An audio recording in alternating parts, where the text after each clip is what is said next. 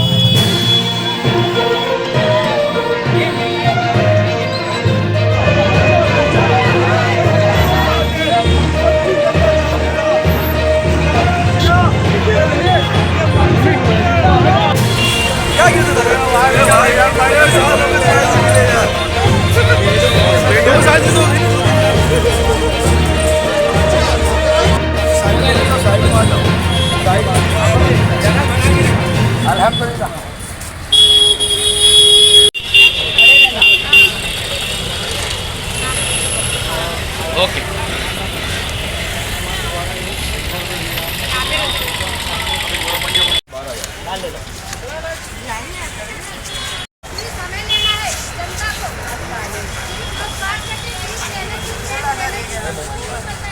ये मोबाइल पापा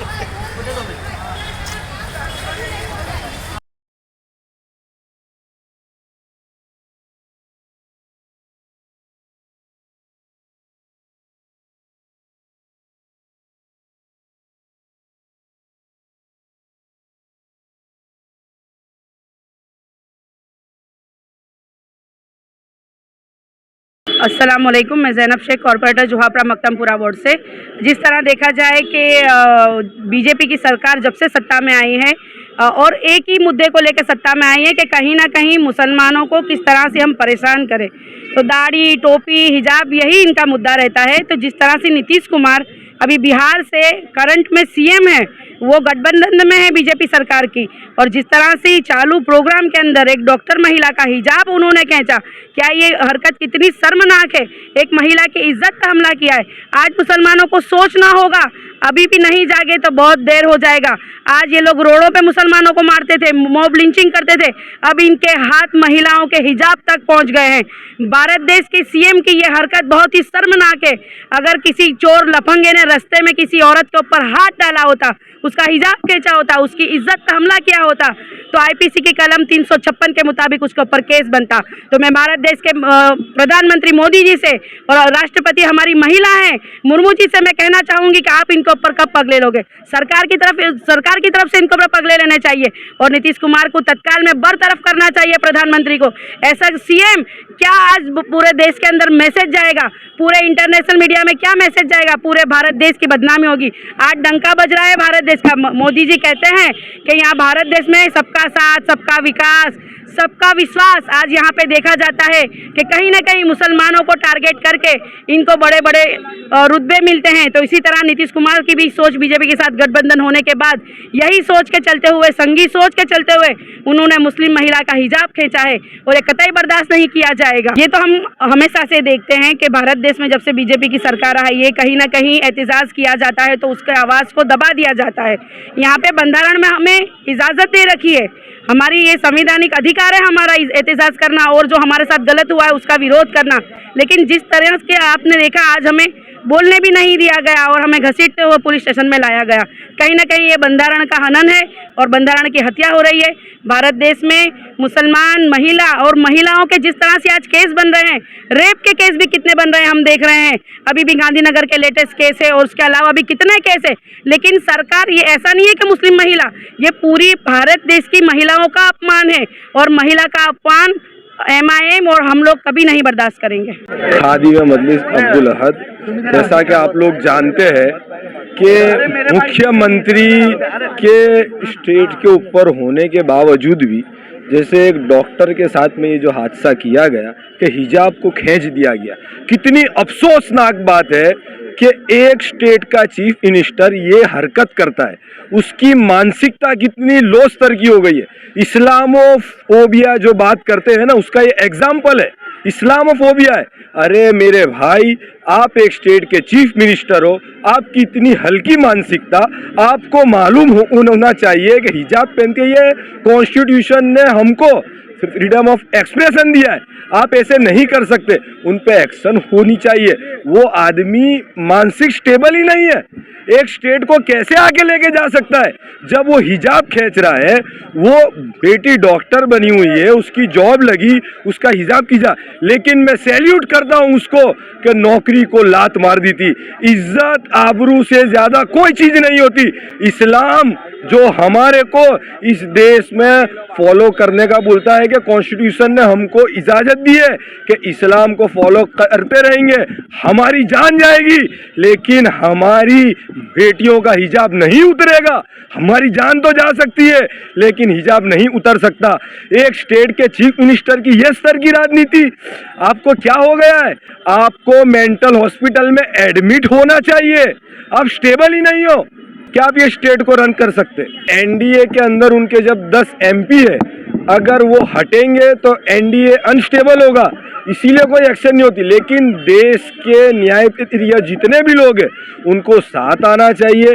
जो एक्टिविस्ट है उनको साथ आना चाहिए। ये हिजाब का खाली एक इश्यू नहीं है, घूंघट हो गया, हिजाब हो गया, हर एक रिलीजन के अंदर हिजाब का मामला है लेकिन नाम अलग अलग है। इसने ये नीच हरकत की है, इसको इस्तीफा करना चाहिए, माफ़ी मांगनी चाहिए। और मोदी जी गल्फ की टूर पे वहाँ जाके तो क्या कहते हैं, शेख को हबीबी हबीबी, वहाँ तो सब महिलाएं हिजाब पहनती है। ये इंटरनेशनल बेइज्जती है। इस देश के अंदर तो आप करते हो, बाहर तो जाते हो तो हबीबी हबीबी, और देश की महिलाओं के साथ हिजाब खींचते हो। और शहर अहमदाबाद के अंदर खाड़िया की कॉरपोरेटर ने हमारी कॉरपोरेटर को बोला तुम्हारा मुंह देखना है।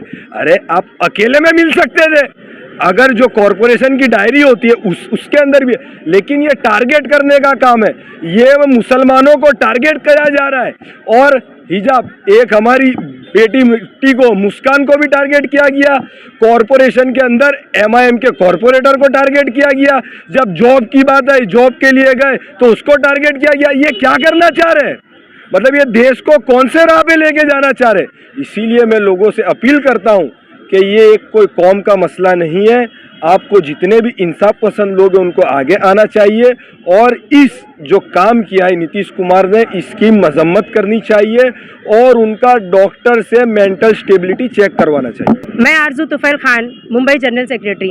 एक हिजाब को लेकर के कोई बच्ची प्रोटेक्शन, यानी एक देखा जाए तो ये हमारा प्रोटेक्ट होता है।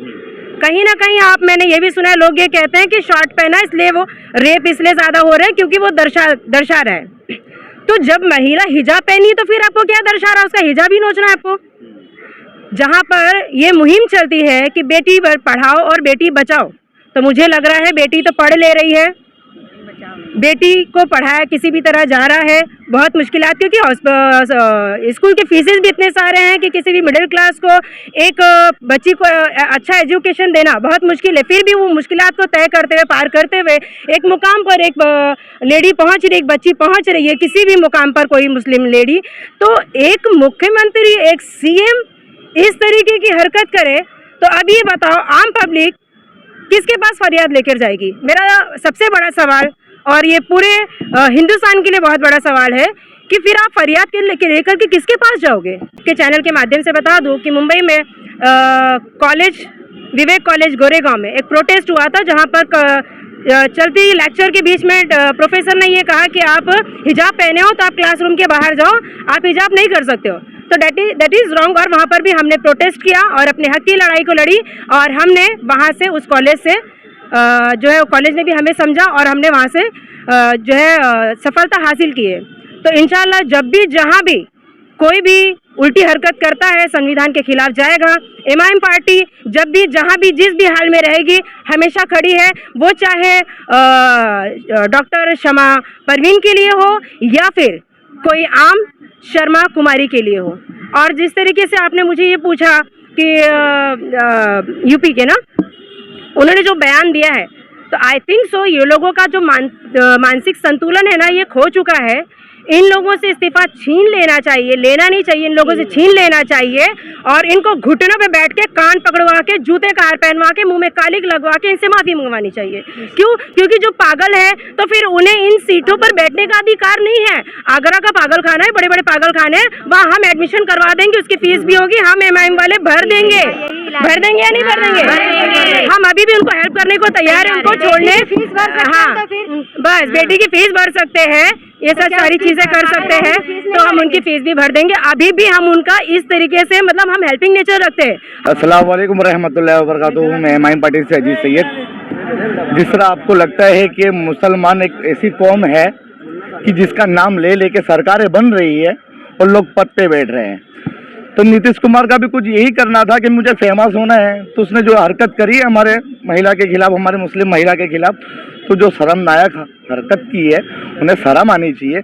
मुझे लगता है कि उनको उनका दिमाग चेक करवाना चाहिए। मुझे लगता है वो इंसान मानसिक रूप से कहीं ना कहीं घायल है।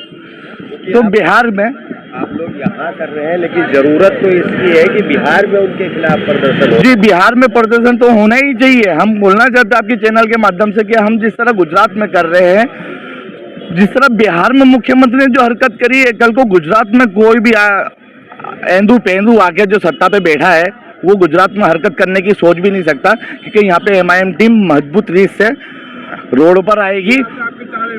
विरोध करेंगे क्या? विरोध भी इसका, इनका एक्शन लिया जाएगा, उस पर कड़ी से कड़ी कार्रवाई की जाएगी। भले वो बिहार के वो सीएम है, मुख्यमंत्री है, मगर उनको ये सोचना चाहिए था कि मुस्लिम समाज लोगों ने उनको एक सीट पे बैठाया है, कहीं ना कहीं भुगतान है, उन्होंने मुस्लिम समाज के वोट लिए हुए। उनको ये सोचना चाहिए था हमारे मुस्लिम की महिला पे हाथ डालने से पहले कि भाई आने वाला असर क्या होगा। जिस तरह आप सोचते हो कि मुस्लिम समाज हर तरह से प्रेशर में आके कुछ जवाब नहीं देगी, तो आप ये भूल रहे हो नीतीश कुमार जी। ये फिर इंशाल्लाह हम लोग मैदान में उतरेंगे। एमआईएम टीम का एक एक बंदा, एक एक जाबाज सिपाही मजबूत सीरीज से आपको जवाब देने पर मजबूर हो जाएगा। और इंशाल्लाह आप जो सोचते हो कि मुसलमान ये फिर कुछ नहीं कर सकते, तो मुसलमान बहुत कुछ कर सकते हैं और मुस्लिम समाज भी बहुत कुछ कर सकता है। मगर जिस तरह से आपने हमारी महिला के खिलाफ जो बदतमीजी हरकत करी है ना, कि आपने फेमस होने के लिए करा है, कि आपका मकसद क्या था वो हमें पता नहीं है, मगर ये मकसद आपको बहुत भारी पड़ने वाला है नीतीश कुमार जी। आपको मुस्लिम समाज से और मुस्लिम महिला से, डॉक्टर नसरीन साहब को माफ़ी मांगनी पड़ेगी, और तमाम जितनी भी हिजाब वाली महिलाएं हमारी जो संगठन में है, मुस्लिम समाज में है, गुजरात में है, हिंदुस्तान में है, आपको उन सबसे माफ़ी मांगनी पड़ेगी। जिस तरह आपकी हिंदू धर्म में सिंदूर की कीमत को जाना जाता है, इस तरह हमारे मुस्लिम समाज में हिजाब की कीमत को जाना जाता है। नीतीश कुमार जी, आप मुस्लिम समाज समझ के, हमारे को कमजोर समझ के हमारे पर हाथ मत डालिए, नहीं तो आपको आने वाले टाइम में मुस्लिम समाज की तरफ से बहुत भारी पड़ने वाला है। मेरा नाम अफसाना बानू नशीरुद्दीन चिश्ती, मैं जमालपुर वार्ड की काउंसिलर हूँ। आज हमने जो ये हमारी एमआईएम पार्टी ने, जो सीएम ने गंदी हरकत की है बहुत ही खराब हरकत की है। एक मुसलमान महिला जो डॉक्टर है उनका अपमान किया है। ये अकेली उन औरत का अपमान नहीं है, पूरे देश की महिला का अपमान है। उनको पूरी देश की महिला के से माफ़ी मांगनी चाहिए। उनका दिमाग खराब हो गया है, उनको सीएम पद से हटा दिया जाए। मोदी साहब तो बहुत बड़ी बड़ी बातें करते हैं, महिलाओं के हक के लिए बातें करते हैं। अब कहाँ गए वो लोग? क्यों उन्होंने सब आने काट कर दिया और बात को उनको खुद को सीएम को इस पद से हटा देना चाहिए। एक महिला का अपमान किया है उन्होंने, हिंदू हो या मुसलमान। अभी ये हरकत कभी किसी अपने मुसलमान ने कोई गैर कौम के साथ किया होता, उसका घूंघट उठाया होता तो पूरे देश में हंगामा मच जाता और उसको जेल में जाना पड़ता और उसके घर पे बुलडोजर फिरा देते। कहाँ गए ये सब भाजपा वाले जो मुसलमानों को हर वक्त टारगेट करते? मुसलमान महिला कहीं भी जावे, स्कूल हो, कॉलेज हो, दवाखाने हो, कहीं भी महिला सुरक्षित नहीं है। हर बार मुसलमान महिला के साथ ये किया जाता है। महिला के लिए तो अपने देश के बड़ा प्रधान ने बहुत बड़ी बड़ी महिला को यूं हक देंगे, वो हक देंगे। महिला की इज्जत ही सुरक्षित नहीं है तो हक तो बहुत दूर की बात है। मेरा नाम है मिर्जा सगुफ्ता और ये जो सीएम है उसने बहुत गंदी हरकत की है कि कोई डॉक्टर को जब उसने इवेंट में पुरस्कार देने बुलाया और उसको हिजाब उसका खींच लिया, ये बहुत गंदी हरकत है। उनको ये नहीं करना चाहिए था। अभी के ज़माने में बेटी बचाओ बेटी पढ़ाओ, मगर किसी बेटी के हिजाब को हाथ नहीं लगाना चाहिए। चाहे बुर्का हो, चाहे हिजाब हो, चाहे पल्लू हो, चाहे घूंघट हो, ये बिल्कुल गलत बात है। ये हाथ नहीं लगा सकते। अगर हटाना है तो देश से गरीबी हटाओ, भ्रष्टाचार हटाओ, गरीबों को रोजी रोजगार दो। आप इसमें इंटरेस्ट लेते हो, ये बहुत गंदी हरकत है। ये सीएम को हटाओ और किसी दूसरे सीएम को लाओ, इसको इस्तीफा दो या माफी मांगा।